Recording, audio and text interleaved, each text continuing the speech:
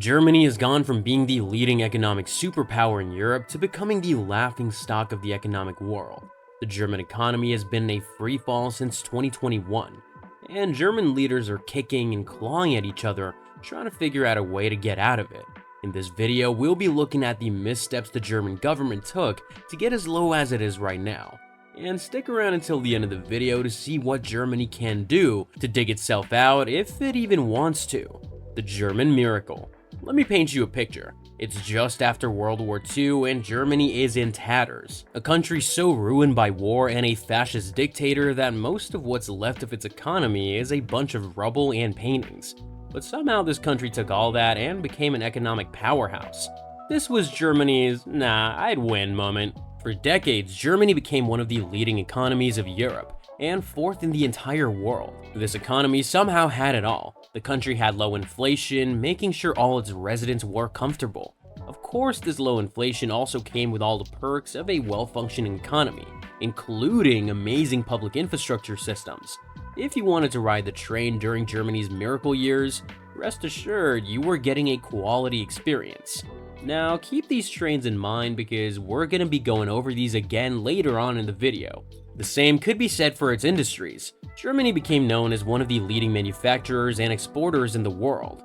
There was such a thing called peak German engineering, and that was no joke. Cars and chemicals were the name of the game, and Germany were the masters. Car brands such as Audi, BMW, Mercedes-Benz, Porsche, and Volkswagen were just a few of the largest brands that came out of Germany, and everyone vouched for it.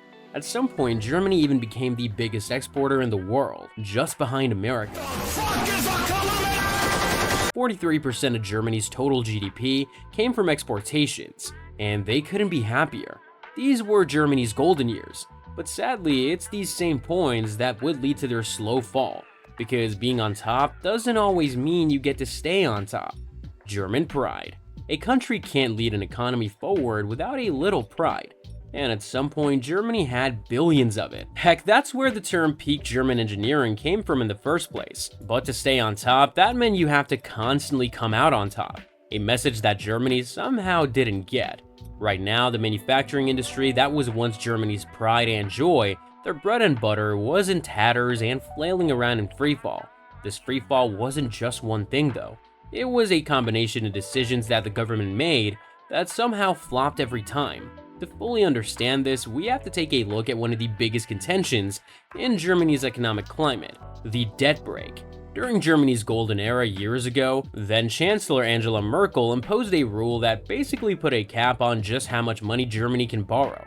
This made it so that Germany could only borrow a tiny fraction of its GDP, which of course was still nothing to scoff at given how successful Germany was. Now, at the time, there wasn't much of an uproar. I mean, with all the pride Germany had in its current standing, they saw little reason to even borrow money at all. Then Germany doubled down on this ruling by imposing the Black Zero goal, which basically meant that they wanted to borrow as little as possible while still being on top. Germany was an independent country who don't need no man, basically. To reach this goal, Germany started cutting down on their own budgets. This was their frugal era, saving bit by bit to reach the Black Zero that they oh so dreamed of. Sadly, what people didn't know was that the budget cuts were gonna be on innovation. Zero growth. Now, don't misunderstand, Germany is still allowed to borrow money. Billions of dollars at that, actually. Somewhere between 700 billion and $1.3 trillion. But at this point, it's gonna take more than a few billion to jumpstart a huge shriveled up economy like Germany's. The budget cuts to innovation led to most of Germany's infrastructure. Let's take the train I mentioned for example. Germany's trains were the best. Clean, smooth, and always on time. But like everything else in the world, this was something that had to be maintained.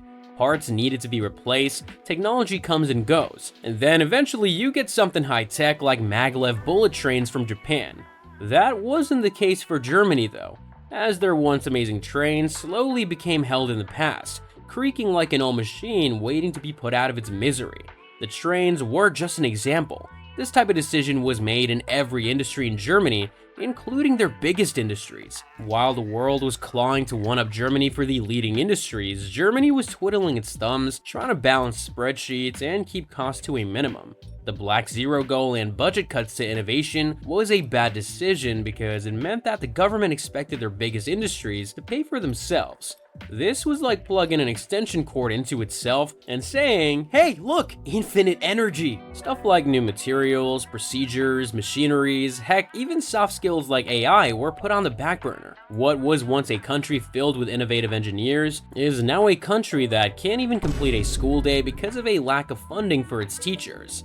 Something that people don't talk about nearly enough is also the fact that Germany has basically lost the electronic vehicle war to China of all countries.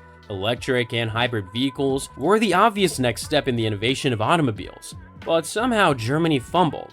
Stuck on older machinery like gas-powered engines, this is just one of the many instances of Germany being too stubborn and prideful to move forward. And speaking of electric, the energy problem. The year is 1990 and Germany continues to thrive, piggybacking on the cheap nuclear energy that made up 25% of their overall energy. But that all changed when Japan's Fukushima reactor went haywire and showcased the dangers of nuclear energy. This was the turning point of Germany's energy source. Slowly, the country would phase out of all their nuclear reactors, leaving a 25% hole in their energy supply. To fill this hole, Germany revisited fossil fuels and also started importing natural gas from Russia. Now, this would have been a sustainable deal if Russia didn't start tweaking back in 2022. Once Russia invaded Ukraine and all the other countries stopped supporting Russia, Russia decided to cut off their exports too, and that of course included their export of natural gas to Germany. Because of the sudden cut on energy, Germany had to scramble to look for other alternatives. What they found on such short notice was less than ideal, skyrocketing the price of fuel and causing an energy shortage in a country that needs it to keep their biggest industries running. Not only was the gas expensive, but the operational costs hit another sharp increase now that the government imposed additional emergency gas storage costs. Although Germany quickly stabilized the cost of gas in the country by importing more fuel from Norway and the United States, the damage was already done.